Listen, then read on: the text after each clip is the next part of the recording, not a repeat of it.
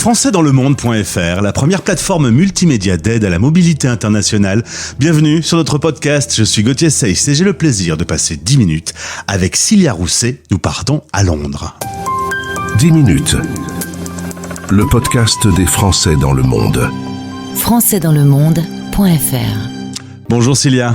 Bonjour Gauthier.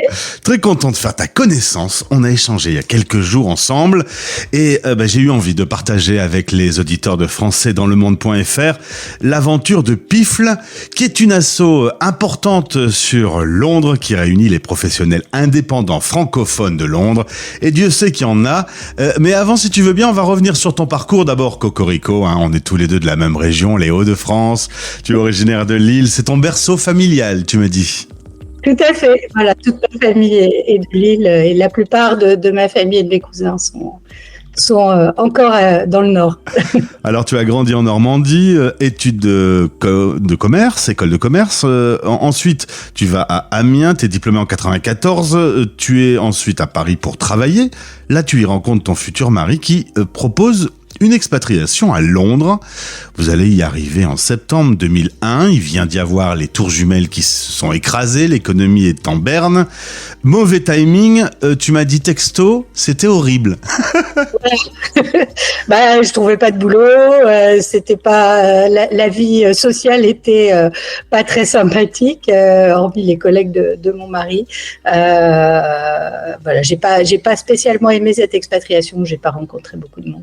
Alors tu rentres en France avec monsieur, là il va y avoir le mariage, l'arrivée des enfants, tout se passe bien, puis un jour monsieur revient en disant « Tiens, j'ai à nouveau une proposition pour Londres » et là tu as pleuré. Voilà, ouais. Je suis partie en pleurant, j'étais bien à Paris, j'avais mon réseau, mes amis, les filles étaient scolarisées à l'école et et ça me plaisait bien, mais l'idée de repartir à Londres m'a pas forcément enthousiasmé beaucoup. Bon, alors au final, bonne surprise, cette fois-ci ça va mieux, tu t'occupes des enfants, t'es impliqué dans l'association Londres Accueil, on est partenaire avec la FIAF, on peut en toucher un mot, tu rentres dans cet asso, tu t'occupes du magazine papier, puis bientôt de l'arrivée des réseaux sociaux, tu t'occupes de la mise en place de la page sur Facebook.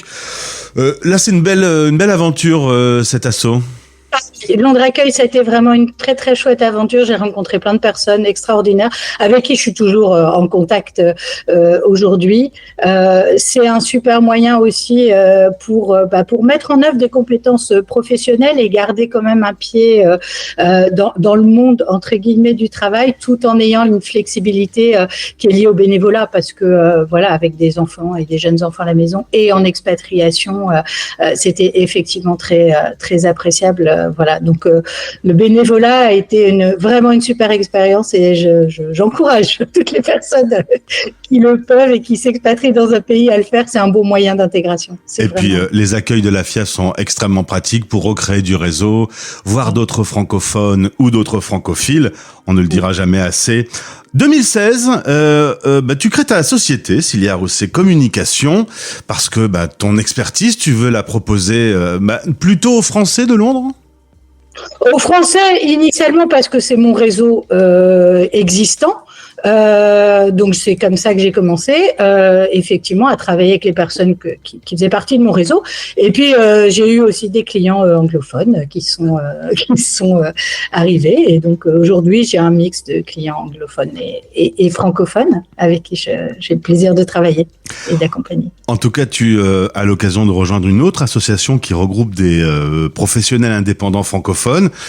Cette association va pas durer. Tu vas te dire, il y a un vide, il y a un manque, je vais le faire moi-même. Et c'est ainsi que tu crées PIFL, PIFL, professionnel indépendant francophone de Londres. Ça a été important, je pense, pour créer du réseau, faire des petites soirées sympas, se réunir. Voilà, ça existait déjà, je les ai pas créés, j'ai rejoint le groupe dans le cadre de mon activité. Simplement, la personne qui avait initié ce réseau, qui était un réseau vraiment super, est rentrée en France en fait, et donc j'ai repris l'organisation derrière en lui donnant plus un sens, en visant plus une population d'entrepreneurs. Initialement, c'était plutôt un groupe qui réunissait des gens des professions médicales, paramédicales, etc. Et sont venus s'ajouter au groupe plein de gens de plein de business dans des domaines très très variés et différents aujourd'hui. Alors, comme tu le dis, plein de gens, puisque 20 000 membres sur la page Facebook, c'est énorme. 500 qui sont dynamiques et qui interagissent régulièrement. Et vous vous retrouvez une fois par mois autour d'une bonne bière. Vous allez dans un pub anglais pour faire vivre l'association. Voilà, on se retrouve dans différents endroits de Londres. J'essaye de varier un petit peu.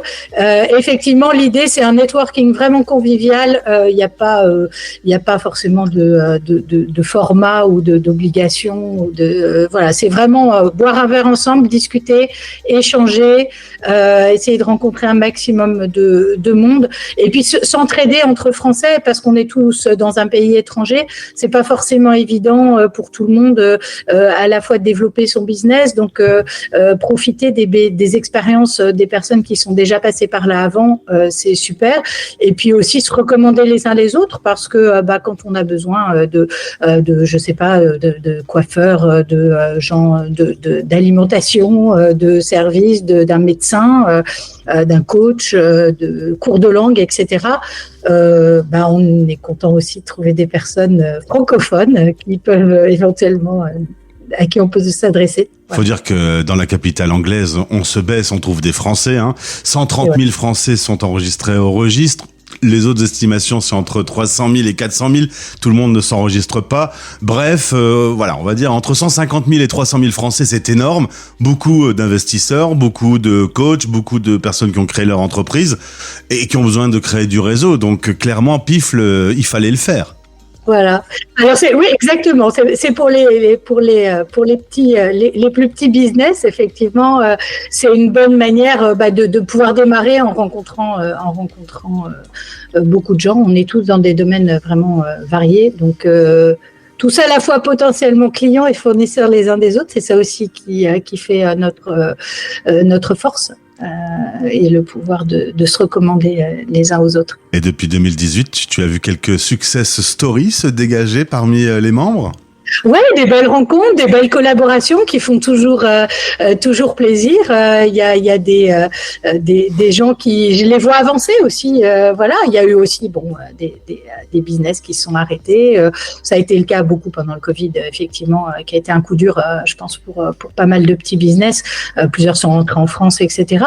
Mais ce qui est intéressant, c'est que j'ai à chaque soirée, j'ai des nouveaux arrivants et des anciens qui reviennent. Donc il y a encore des personnes qui découvrent les Pifl, alors qui ne correspondent pas forcément à des gens qui viennent d'arriver à Londres, qui sont des gens qui se lancent dans l'aventure entrepreneuriale, ou effectivement des gens qui viennent d'arriver aussi à Londres. Donc il y a un renouveau à chaque soirée, c'est jamais deux fois la même. Et est-ce que parfois certains membres t'étonnent par leur idée, par la création de leur entreprise, avec des idées folles ? Oui, il y a des chouettes projets. Je peux pas en mettre en avant. Non, on va pas en mettre l'un plutôt que l'autre, mais c'est toujours plein de surprises. J'invite les membres, mais il y a plein de chouettes projets, il y a plein de chouettes idées, il y a des gens dans des domaines tellement variés. Il y a des choses qui ne me seraient pas venues à l'idée. Et puis il y a des métiers plus classiques aussi, mais dont on a tous besoin. Donc En tout cas, grâce à un partenariat entre Pifl et françaisdanslemonde.fr, j'aurai l'occasion de tendre mon micro à un certain nombre de professionnels indépendants francophones pour qu'ils puissent mettre en lumière leur action.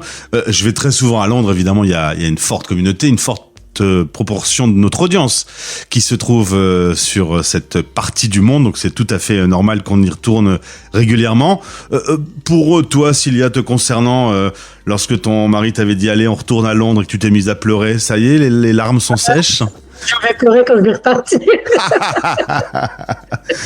Ça fait 15 ans maintenant qu'on est là et ma vie est bien installée ici. Donc, il n'y a pas, avec Brexit, Covid, tous ces changements, il n'y a pas des petits regrets parfois ou Non, la seule chose là aujourd'hui, c'est que j'ai mes deux filles qui sont rentrées en France faire leurs études. Donc c'est le petit point qui me donnerait éventuellement envie de rentrer. Mais pour la vie ici, oui, c'est pas depuis le Brexit, c'est plus compliqué. Il y a beaucoup de choses qui se compliquent, etc. Mais la vie reste quand même très agréable au Royaume-Uni. Les Anglais sont très très accueillants. C'est très agréable de vivre ensemble à Londres. Eh bien, Voilà. en tout cas, on va découvrir grâce au lien dans ce podcast l'association PIFL. Et si vous êtes un Français qui a entrepris à Londres, vous pouvez les contacter de notre part, contacter Cilia. On va donc se retrouver prochainement. J'espère, tu sais le bienvenu. Mais merci beaucoup. Merci de nous avoir présenté cet assaut, ton parcours. Et à bientôt alors. Salut. À bientôt. Merci Gauthier. Au revoir. Français dans le monde.